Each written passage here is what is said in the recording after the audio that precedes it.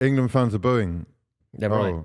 Are they? They should. I mean, right. It was better, wasn't it? We were knocking on the door, but it wasn't 0-0 against Slovenia. That's all. I mean, 5 points from the group. They shouldn't boo. I said 9 points was minimum. minimum.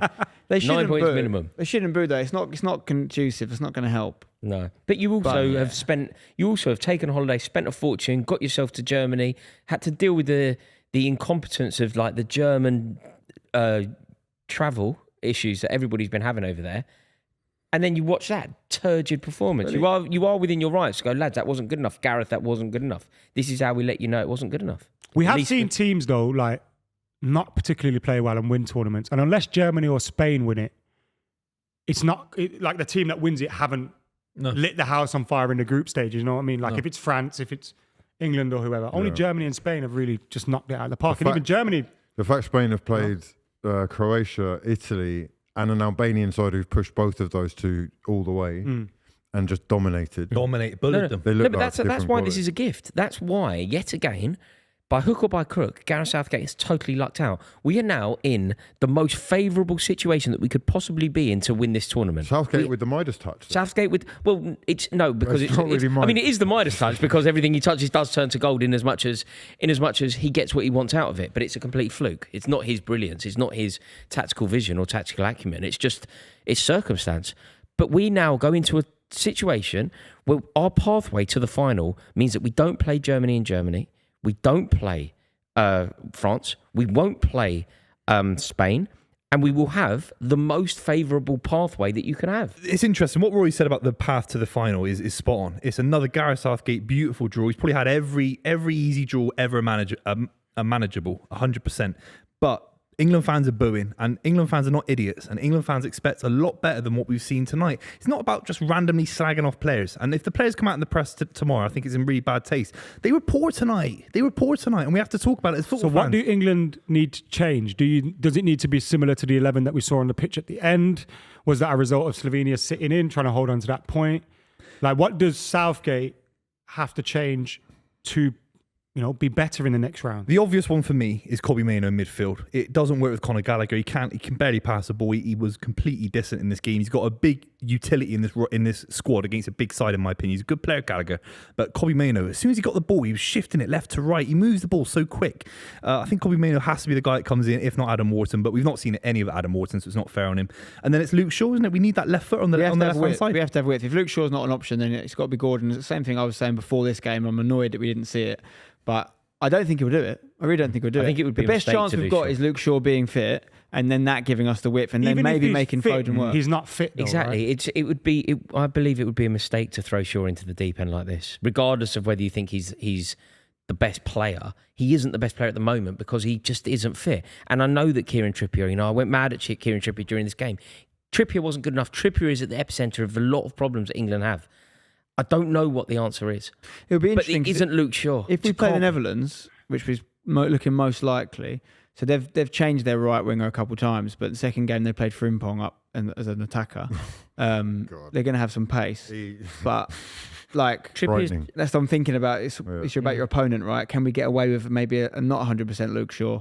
But I think Kobbie did pretty well. I think I'd be happy to see him in there again for sure. But I don't think that solves all our problems. Do you think going forward, did any of the players that came on, obviously Anthony Gordon came on for 90 seconds or something stupid, but still was at the epicenter of something very impressive that England did.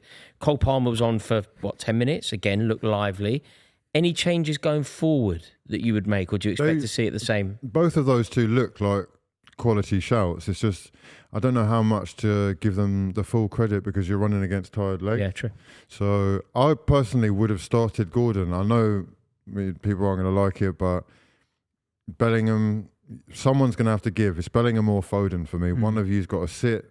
Sorry, Bellingham's either got to sit or Foden, you've got to sit down. Like, you've literally got to be benched because Gordon and just width in general on the left-hand side, I think will make us a much more dangerous side. We're very predictable. It's very reliant on Saka and Walker's side. And I don't really think we are getting the best out of Jude. Sorry.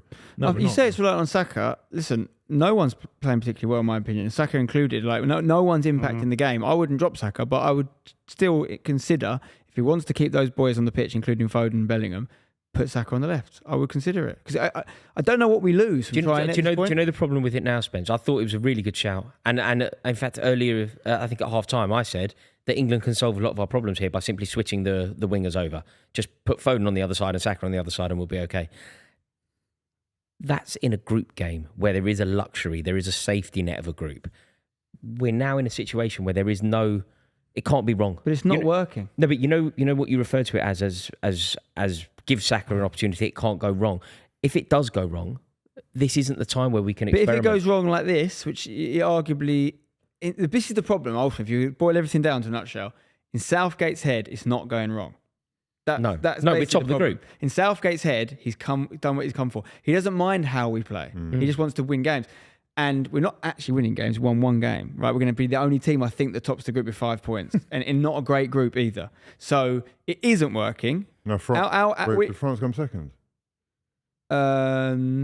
Yes, they did. Yes, Austria. Yes, Austria got 6. I think no one else will top the group with 5 points, I don't think. And it isn't working. Southgate will think it is, but it isn't. And for me, not even Saka has done enough to be nailed on a right wing. No one has. I wouldn't do it. I would take Foden out and I would put Gordon in. The only way I'd leave Foden in the left is if we've got Luke Shaw at left back. It's the only way. But I don't think those things are going to happen. And if he really wants to play Foden and he really wants to play Bellingham and he really wants to play Saka, don't play the way you've been doing it because it isn't working. We're not creating enough chances. Do you think something even braver then? Do you think something, let's just say all of the options. Does Jude Bellingham need to be dropped to accommodate Anthony Gordon on the wing? No. And Phil Foden plays in his natural position? No, because Phil doesn't. Jude's done more for England than Jude Bellingham has. Jude's done more than Phil Foden has. So the follow-on question then, if Jude Bellingham doesn't need to be dropped to accommodate Gordon, does Phil Foden need to be dropped to accommodate Anthony Gordon? But if we got knocked out of the tournament, shouldn't have played this game. Phil Foden was a threat today. We'd be kicking ourselves. Like the golden generation, we couldn't fit Scholes and we'd be kicking our... If we lost the next game, there's a good chance we lose the next game because we've been poor. We have been poor, Hugh. And if that's because we've dropped Phil Foden, arguably, out of the side, who's just won PFA Player of the Year. Our expectations are very low, aren't they? You're saying Phil Foden's been good tonight. What he's had 3 games of football. He's played almost every minute. What has he done? I think Phil Foden. No, I don't think anybody's playing well. But the question that I'm ultimately asking is a question that I don't believe in. But I think what we need to explore is: are England a better team in terms of balance if we drop either Bellingham or Foden to get Anthony Gordon on, so that we can expand the pitch, make the pitch as big as possible, give the opposition something to worry about down the left wing as well as down the right wing? And the way that we can do that is by dropping. We have to expand the pitch, but I don't think Jude Bellingham... But to expand the pitch, you need Anthony Gordon on the pitch. To get Anthony Gordon on the pitch, you need to take off... Yeah, but they're not in the same conversation for me. The Bellingham one is not even worth considering. It ain't going to happen. Not going to happen. No. Neither is Phil Foden. Foden... It would make more sense. It's a chance, a small chance. There's a chance it happens. Who's played better for England this tournament, Foden or Bellingham? Bellingham. But he's not been good, but he has done more. If we're sat here now and Gordon's played 100 minutes across 3 games, have been electric, I'm 1,000,000% actually, honestly, saying drop Phil Foden. He's played 1 minute. He's fantastic in that minute, 2 minutes. But he'll start the next game with Phil Foden as a left winger. It's wrong, but he will not get knocked out of this tournament not starting someone like Phil Foden. If Luke Shaw comes in, Phil Foden on the left could work. That's the only caveat I would say. I think Luke Shaw coming in just opens up a huge amount of problems. And I know that's hypocritical because I know that I've been saying that Kieran Trippier is the problem for England. But throwing in Luke Shaw, an unfit Luke Shaw, an untested Luke Shaw of late, it feels almost suicidal. If it's between that and the same again, what do you choose? I can't watch another game like that. I can't watch another 0-0 penalties. On the point that you just made, Andrew the Super Chat says, from this point on, the team seem to have lost the fans. And as it looks like their own confidence, any team that reaches the semi or the final will beat us. Well, he said batter us. Honestly, Southgate has finished England off already. Unless. I think that's harsh, man. He's built the country up and our expectations up a lot as well. Yes, we've got a golden generation of players again, but we said that before. This is different. Shoehorning them all in is not the answer. But he's stayed long enough to become the villain. This is different. He hasn't built the country up because we're not in 2018 anymore. In 2024, it's a whole different decade. I mean, he's been here 8 years. In terms of the quality of football that people expect, I don't think expectations are up. We're not talking about us having France or Germany or Spain in our group. We haven't played well against Slovenia. Well, we did all right in the second half against Slovenia, but they backed off. First half and then Serbia. These aren't teams that you have to be able to beat these teams. Yeah, our expectations aren't wrong. I've watched us be bad in tournaments before, but we still would win a game like that 4-0. These are fundamental questions. This is a common theme between all of the big sides. You've seen Germany drop off the pace at the end. Seen maybe not Spain. Spain have been struggling. France definitely today against But Spain, Poland, Germany, Portugal looking good. With that in mind, Hugh, then Germany weren't looking great against Switzerland. Though. Hugh, is there something in that? Spain. Sorry, I didn't say Germany. Hugh, is there something in that then? Is there something in us? Okay, we're fairly uninspired. We're totally underwhelmed. We've had the misfortune of having to watch these 3 England group games that, let's face it, has been basically turgid from start to finish, each and every one of them. Is there something in adopting what you were saying before about Gareth Southgate's outlook? Should we be a little bit more in the frame of mind that Gareth Southgate's in, which is England have conceded 1 goal all tournament. England are top of the group. England were never not going through. We were through, in fact, before a ball was even kicked in the 3rd game. None of this I agree with, by the way. But is there something to be said for it's the last okay, half man. It's okay. Southgate, it's okay to have outgrown this guy. It's okay. It's normal now after this long. But I don't think any of the other tournaments of Southgate have been like this. I don't think we've been this inefficient in terms of creating chances. This is the worst we've played from entertainment value. And what you're saying, Rory, could we win the tournament this way? It's not impossible. But if we do, it will be tantamount to what Greece did in 2004. We're really not far off. That's embarrassing that you've had to say that as an England fan. Maybe that's our best chance. It may evolve. But Buvey, could it still evolve? You can limp through the group stages, find a little bit of form in the last 16, come alive in the last 8, but build to a crescendo. If we're talking about Roy Hodgson's side in 2012, and there's a load of different players at different ends of their careers, Lampard at the end of his career, Ashley Cole, it's different. This is a side that have all been incredibly successful. It's a damn indictment on where the trajectory of English football is, where we've not seen any of Adam Wharton, barely anything of Gordon. It's one of the most exciting young England sides in the history of this country. Do you think no Adam idea what any of them are? Like Adam Wharton's played what, 18? Maybe that's the least good example I can give. Gordon's played barely any minutes. We've seen a little bit of Bowen. We've not done anything about the young players. There is a chance that there's been an issue with Gordon because he was injured in the build-up. Maybe he's just injured. Don't know why if he's good enough to play a few minutes, he could have played 20 minutes. So he should have definitely come on earlier tonight. I'm trying to say? You can moan in 2012 in a different way than now. We can moan as England fans because we want to see the young players evolve into the next tournament and the next tournament. Yeah. When France nearly won it in 2016, they were seeing Mbappe for the first time and Griezmann do it for the first time. Well, relatively speaking. The guys you're taking off are young as well. Yeah, we're not Greece. It's not like you've got old boys out. 35-year-old John Terry clinging on for one more cap. I want to see bravery. I really do. I want Gareth Southgate, which he has done of late, to do something really daring. I don't think he's not been brave ever seen bravery from him. But we've seen it in selection. Maybe in selection, but you've not seen it in. And you know how Hugh, I think it was Hugh who made the point that you can't shoehorn everyone into this team and all those kind of things, which I agree with. He hasn't, and also it's not based on the players that are on the pitch; it's how they're playing. I think, everyone keeps going Palmer, Foden, or this or that, or if you play either of them, England should still be playing better football than what they're playing now. But this, what I mean by the bravery is not taking Jack Grealish, whether you think it's right or wrong, was a brave decision. Not taking Marcus Rashford was a brave decision. Subbing Conor Gallagher at half-time was a brave decision. Experimenting with Trent Alexander-Arnold in the middle and then admitting that it was wrong was also a brave decision. I want to see something bold in the next bit. Honestly, I think Cole Palmer's done enough to start. I don't think... Over who? Yeah, that's the problem. It's a different question. It's a different question. But I do think that I've seen enough. I do think I've seen enough from Cole Palmer in his brief cameo to say that England are a better team with Cole Palmer on the pitch. The unpredictable is it to replace talent. Gallagher and then obviously swap positions and he's in a number 10? I think however you want to accommodate it, Boo, there's that. There's various ways. Saka goes over the other wing, maybe.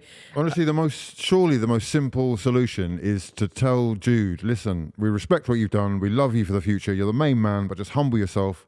Back 10. He's done nothing since the goal. And then what? From there, and from there, you got more freedom for Foden up there. We can put someone up wide on the left. Hugh, for us, do your front. So we know your back line. Do everything else, please. I need width. I would actually probably keep Trippier, if I'm honest, because the more you talk about how unfit Shaw is, the more him being left-footed isn't as big of an advantage, especially if we're going to be up against people like Frimpong. I prefer Phil and Cole in and around that 10. Jude, been fantastic. More than happy for you to actually push even further forward if that's the case and we're dropping Kane. but I'd actually tell him, sit back a little bit. You and Rice. Work it out. So Palmer, Foden, Bellingham, Rice and Kane. Saka, is he 100% fit? If he's 100% fit, he starts without question for me. On what side?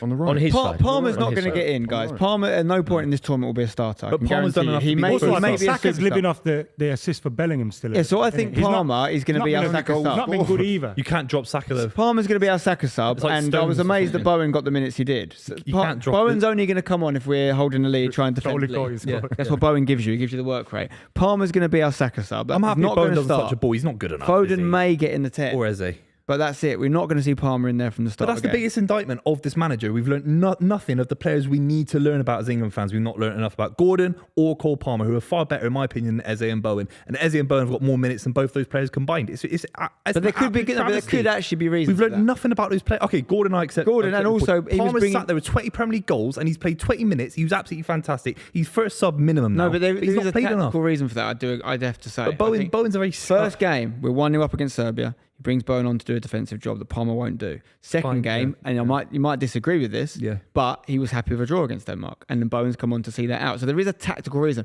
I'm not defending the Bowen sub. I would never expected to see him in this tournament, even in the squad, let alone on the pitch. But I can understand the logic to that. We've seen Palmer tonight.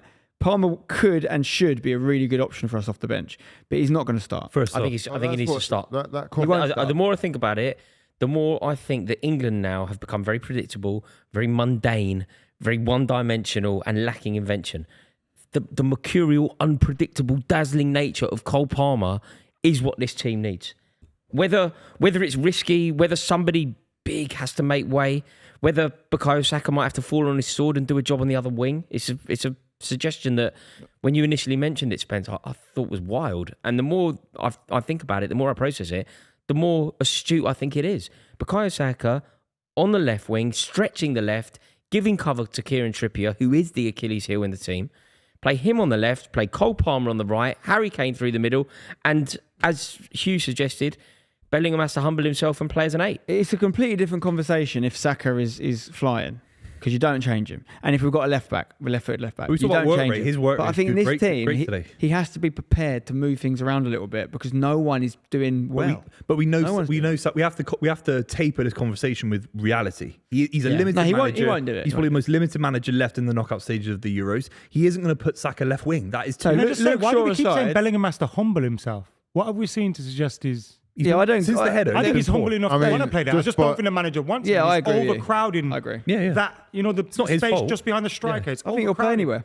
You got Mm. Foden in Centre there, you back got can play Kane in there, you got Bellingham in there. Like, have a system. His system is negativity. If you would have seen England score today in that second half, I promise you they wouldn't have been attacking like they were. Towards. Yeah. They would have sat all the way back. Bellingham's It comes been down to poor the since the system. header, bro. He's been poor. I think one thing we're not considering poor. is I wasn't aware that a draw was enough for Slovenia. I wasn't thinking about Yeah, them. it was weird. So they did sit back second half. They clearly had a game plan. They were told 0-0 is good enough for us, boys. So we've got to really think about that. That was the only half of football we've really properly dominated this whole tournament, that second half there. Yes, we haven't broken them down, but that game in isolation isn't actually that bad. If we just pause it on that game for the thing we think about it, it's really not that bad. We Yeah, it's dominated. 11 men behind we had the moments. ball, It's yeah. the context of the other two that make it bad. Yeah. and 5 points in total Yeah. and other things. And 1 goal scored from open play. For me, it's the lack of education about the squad again. It's strange substitutions, all at different points. 1 minute it's Watkins, 1 minute he's and that's why I don't think he's as courageous as saying he is. And I back you doing it as an England fan. You're trying to be positive. He's cowardly spread betting throughout the squad without learning enough about any one player. Or you He's counter spread that betting. and say he's given minutes to Mainu, Gordon, Bowen. Bowen. But they're all a gonna whole be sat in bunch the of hotel. people who Eze. might not have been feeling like they were involved. Now you're chomping at the bit because you know that the chance could be right around the corner But for if you you're to sat have there it. now, Hugh, as one of the players that have just come on, not talking about the core nucleus of the England squad, you have no idea if I'm starting next game. I have no idea when I'm coming off the bench. I have no idea what my role is. Only Kane, Stones, Kyle Walker, Pickford, and a few other players know what they're doing. Rice, Bellingham. No, it sounds like All these it other sounds players like they have all no know. idea what they're doing. It sounds like they all know. We're saying that he's not going to make any changes.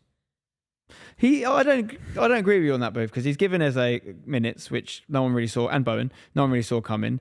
And, a lot of these boys, the reason we don't know about them is because he made, I would say, a fairly brave decision in taking untested players over Jack Grealish and Marcus Rashford, which he would have got criticism for either way. He would have got criticism for either way. You're damned if you do, you're damned if you don't as England boss. No one knows. It's all hindsight, right? All he needs to do is get the boys he picks to play. And traditionally, I'd say he's been pretty good at that. But this tournament, he's been poor. If we're 1-0 down, Spencer, and it's not about winning the group. It's not about our performances. England have to win something. If we're 1-0 down in the semi-final, like we were against Croatia, 1 goal down, we have no idea if Eze, Bowen, Ollie Watkins, Cole Palmer. It's an embarrassment, man. No, there's reasons for that. You not knowing and me not knowing isn't the same as him not knowing. Yeah. But I'm speculating he actually has no idea who would actually come off the bench to make a change. Maybe Very he does similar have to an when idea. When Rashford was in bang-hot form, we were losing to France. He brought him on way too late. Only one of these players can make a huge difference if we need in it. that game, in that game, his substitutions, Southgate's substitutions changed the game. We're not giving him credit, man. He brought Mainoo on. We suddenly were dominating the ball. Yeah. Properly. He's seeing him training every day. Also, in the game where you're talking about France with Rashford, like he brought on Mason Mount, and Mason Mount won England a penalty. Like he has made positive substitutions. I was talking about Rashford. He brought on way too late. So if we're what I'm saying is, if we're in a losing position, we need one of these forward players.